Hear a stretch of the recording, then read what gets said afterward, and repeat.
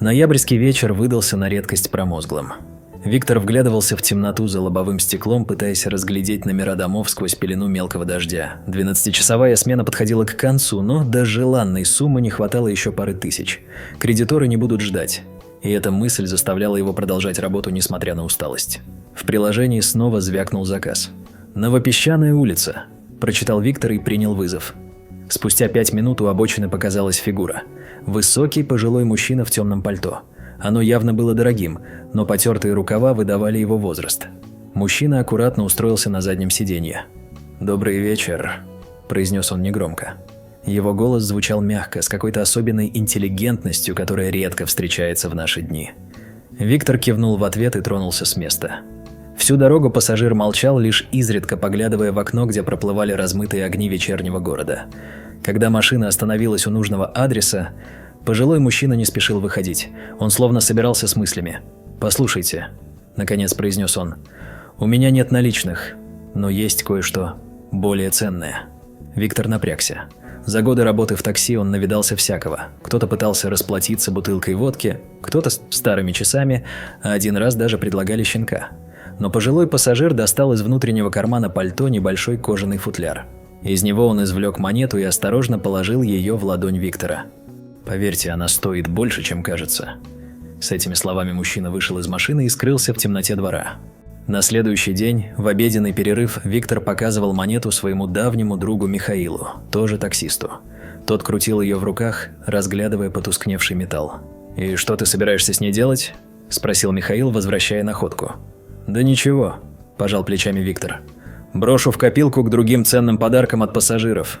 А ты проверь», – неожиданно серьезно сказал друг. «В центре есть антикварный магазин. Старики, знаешь ли, иногда такие вещи хранят. Может, повезет». Виктор усмехнулся. Он не верил в такие совпадения, но что-то в словах пассажира не давало ему покоя. «В конце концов», – подумал он, – «что я теряю?»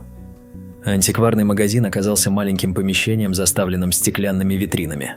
За прилавком дремал пожилой продавец, но при звоне дверного колокольчика тут же встрепенулся. «Чем могу помочь?» – поинтересовался он, протирая очки. Виктор достал монету. Продавец надел очки и взял ее подрагивающими пальцами. По мере того, как он рассматривал находку, его лицо менялось. Брови поползли вверх, рот приоткрылся. «Одну минуту», – пробормотал он и поспешно скрылся за дверью подсобного помещения. Вскоре появился другой человек, грузный мужчина в дорогом костюме, явно владелец магазина. Его взгляд был прикован к монете. «Откуда она у вас?» – спросил он без предисловий. «Получил в качестве оплаты за такси», – честно ответил Виктор. «Вы понимаете, что держите в руках? Это редкая серебряная монета 19 века. Их сохранилось всего несколько штук. Подлинный экземпляр стоит целое состояние». У Виктора закружилась голова. Он оперся о прилавок, пытаясь осмыслить услышанное. Следующие несколько дней превратились для Виктора в настоящее расследование. Он помнил адрес, куда отвез загадочного пассажира, и решил начать оттуда. Дом оказался старой пятиэтажкой с облупившейся краской. На звонок в квартиру открыла молодая девушка. «Извините, я ищу пожилого мужчину, который живет здесь», – начал Виктор. «Вы ошиблись», – перебила девушка. «Мы здесь живем уже 3 года, и никаких пожилых мужчин тут нет». Виктор проверил записи в телефоне. Адрес был верным. Он обошел соседние подъезды, расспрашивая жильцов, но никто не мог вспомнить человека по его описанию. Камеры наблюдения могли бы помочь. Но выяснилось, что в этом районе они либо не работают, либо записи хранятся не больше суток. Казалось, таинственный пассажир растворился в воздухе, оставив после себя только загадочную монету. Удача улыбнулась Виктору на 5-й день поисков. В одном из дворов он заметил старика, кормившего голубей. Что-то в его движениях напомнило ему таинственного пассажира. Виктор подошел к нему. «Простите, вы случайно не знаете пожилого мужчину в темном пальто? Он мог жить где-то здесь?» Старик прищурился. «А, вы, наверное, о Дмитрии Сергеевиче спрашиваете? Он жил в соседнем доме. Удивительный был человек». «Был?» «Да, переехал месяц назад. Знаете, у него была уникальная коллекция монет. Всю жизнь собирал. А потом...» Старик вздохнул. «У него сын был, Алексей. Погиб 3 года назад в аварии. Дмитрий Сергеевич после этого сильно изменился. Стал помогать людям, особенно тем, кто в беде. Продал свою коллекцию, деньги в больницу детскую перечислил, а потом и квартиру продал, куда-то уехал. По дороге домой Виктор не мог перестать думать о словах старика. Теперь все складывалось. Дмитрий Сергеевич не случайно выбрал его. Должно быть, заметил усталость в глазах, понял, что человек в беде, и решил помочь. Так же, как помогал другим после смерти сына. Дома Виктор достал монету, долго рассматривал ее в свете настольной лампы.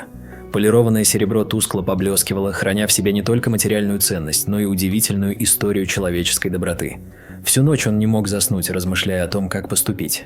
Продать монету и забыть обо всем, как о счастливой случайности? Или... Через неделю Виктор стоял перед зданием детского дома номер 15. В руках он держал папку с документами о переводе крупной суммы. Это была треть от денег, полученных за монету. Еще треть пошла на погашение всех долгов, а оставшуюся часть он вложил в создание небольшого таксопарка. Теперь у него было 3 машины и 2 наемных водителей. Михаил, узнав о его решении, только покачал головой. «Ты мог бы купить квартиру или дорогую машину». Но Виктор знал, что поступил правильно. Каждый раз, проезжая мимо того дома, где высадил Дмитрия Сергеевича, он вспоминал эту историю. Старик дал ему не просто ценную монету, он подарил шанс изменить свою жизнь и возможность помогать другим. Где-то в другом городе пожилой мужчина в потертом пальто, возможно, сейчас также едет в такси, держа в кармане свою последнюю ценную монету. И, может быть, именно сегодня он изменит чью-то судьбу, как когда-то изменил судьбу Виктора.